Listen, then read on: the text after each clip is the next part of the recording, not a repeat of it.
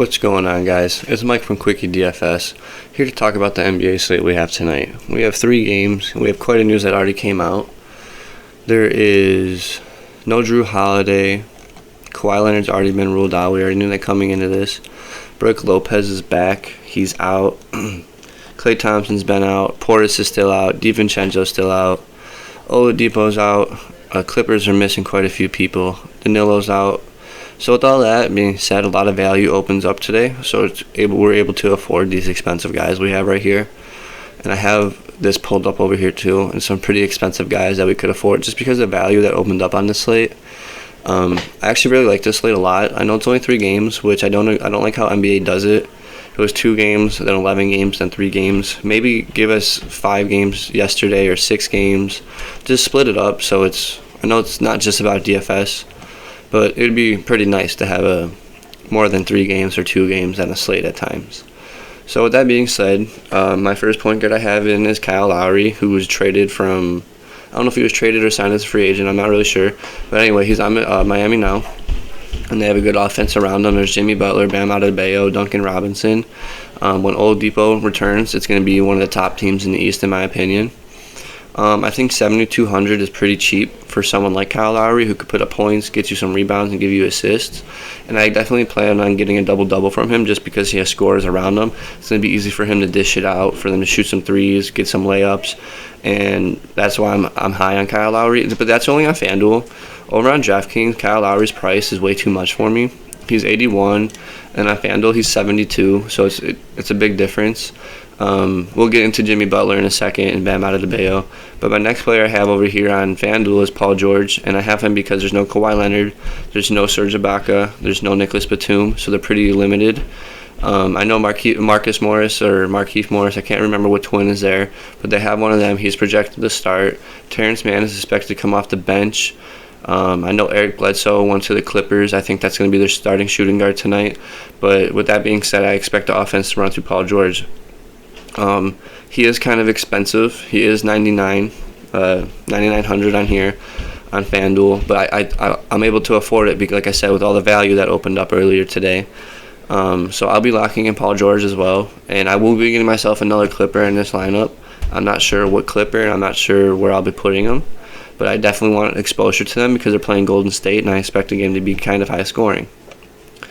Moving along here to the power forward, I have Giannis. Obviously, you're going to play Giannis, Chris Middleton, and some of their value guys because there's no Drew Holiday, and now there's also no Brook Lopez, so that opens up a lot of value for someone like George Hill, or even that Jordan Nwora, or even that rookie center, I don't know how to say his name, I'll call him Mamu, for the Bucks because there's no Brook Lopez. I do expect Giannis to play some center. It wouldn't surprise me. So I expect him to get some more rebounds. I expect him to honestly, I wouldn't be surprised if he doesn't triple-double tonight because the ball is going to be in his hand more often because there's no Drew Holiday to run point, and we've seen his handles get better, so that makes me confident that he will run some point guard tonight. The value I do like from that is George Hill. He's very cheap on both sites. On FanDuel, George Hill is only 3,600. I can get behind that because I expect him to start. Honestly, it wouldn't surprise me if Connaughton starts. And he's only 4,300 on FanDuel. So those are my 2 value guys I'm looking at for Milwaukee, and also Grayson Allen. So there's 3 of them. I would love to get to Chris Middleton as well, but with me wanting to play Paul George and Kyle Lowry and getting other pieces to other games, I don't think I'll be able to. My other power forward I have in here is Kristaps Porzingis. I expect Dallas and Atlanta to be a very high-scoring game. It's going to be high-paced, and I'm actually very excited to watch it because I think it's going to be a good game. I'm excited to see Luka and Trey go at it. You know, they were top picks in the draft a few years ago, so that's always fun to watch. The thing with Kristaps is he could shoot the 3. He's going to get some rebounds. I like that he's able to spread the court. I like that he's able to be in the paint as well. The reason I really like him is just for how high-paced the game's going to be and how many fantasy points he'll be able to acquire in that high pace of a game. It's the first game of the season, so I don't expect any limits on him at all. So I'm going to lock him in and not feel bad about it or anything like that. My one value play I will give you guys, not really a value play, because I already talked about the cheaper dudes, but for 5,200, I really like Jordan Poole for his role in the Golden State offense.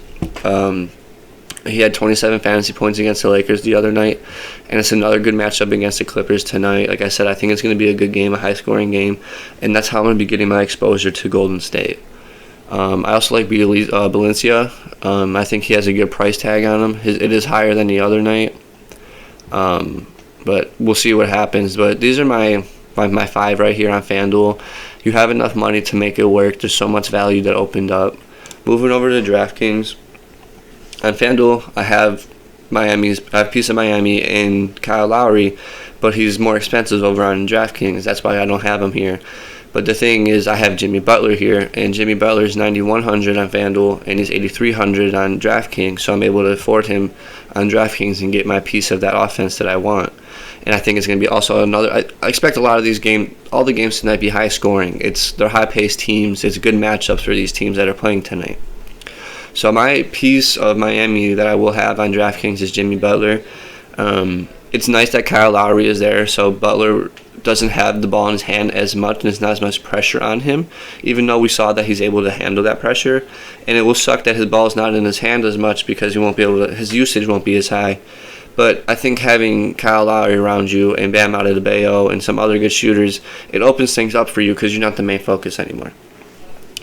I also have Giannis over on DraftKings. I don't really have to talk about that one again with no Drew Holiday.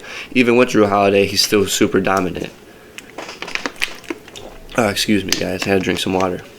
I also, from my 2 people from the Dallas and Atlanta game is Clint Capella and Kristaps Porzingis again.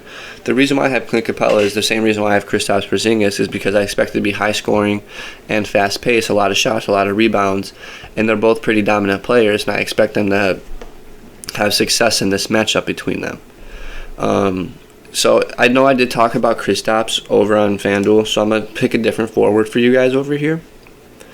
Honestly, I can see myself playing Chris Middleton over Kristaps Porzingis on DraftKings, just because there's no Drew Holiday, and we know the usage is just really going to be Giannis and Chris Middleton for the most part. That pretty much wraps up this video. Those are my plays on FanDuel and DraftKings. If you guys would like to see our complete lineups, just follow us on Twitter at QuickieDFS. If you guys like this video, please like and subscribe, and have a good day.